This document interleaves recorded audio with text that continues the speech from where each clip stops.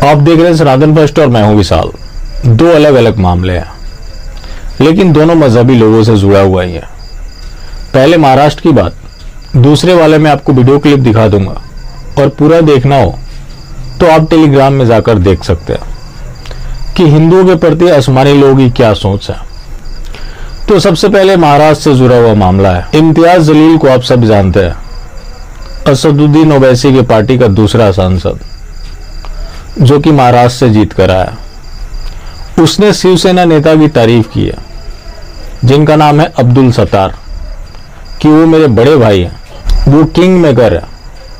मैं चुनाव जीत कर आया हूं तो उनकी बदौलत जीत कर आया हूं। शिवसेना का नेता और असदुद्दीन ओवैसी की पार्टी के उम्मीदवार को मदद कर रहा है।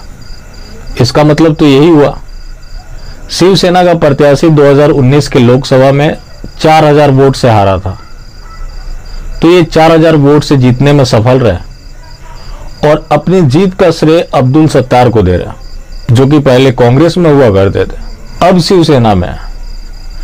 तो मजहबी डिवीजन कहीं नहीं है, अलग अलग पार्टियों में रहकर ये अपना उल्लू सीधा करते हैं। जब शिवसेना से प्रतिक्रिया ली गई तो शिवसेना ने कहा कि ये तो हमारे खिलाफ साजिश चल रही है कि हमारी पार्टी में फूट पड़ जाए।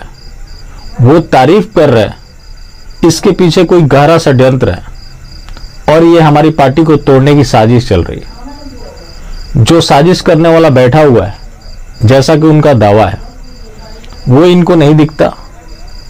जो इम्तियाज जमील जीत कर आए, ऐसा नहीं है कि मजहबी अनुपात जहां ज्यादा बढ़ जाए तो कोई इम्तियाज जलील जैसा ना जीत कर आए, वैसे ही लोग जीत कर आएंगे।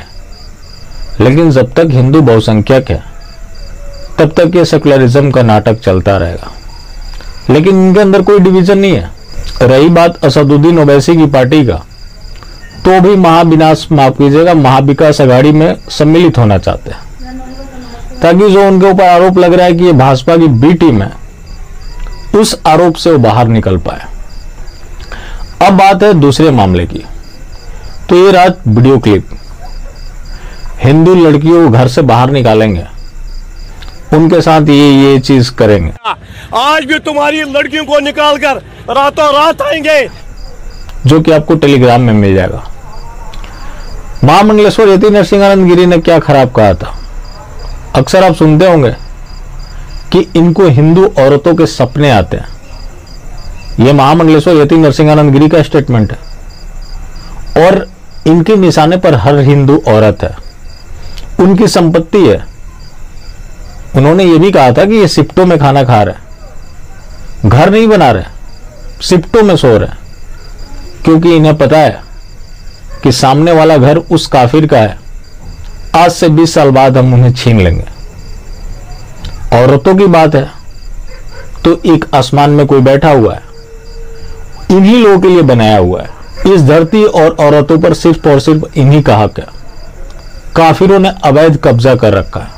आपने कश्मीर फाइल देखी होगी, वहां पे 1990 में यही तकरीरें चल रही थी कि हमें आजादी चाहिए, हिंदू मर्दों के बिना हिंदू औरतों के साथ।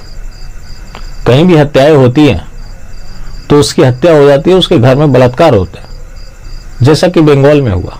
तो महामंडलेश्वर यति नरसिंहानंद गिरी ने कौन सी ऐसी बात बोली जो झूठ पाई गई। आज बोलते हैं और 10 दिन बाद साबित हो जाता है कि हाँ ऐसा ही है, और ऐसा हो भी रहा है।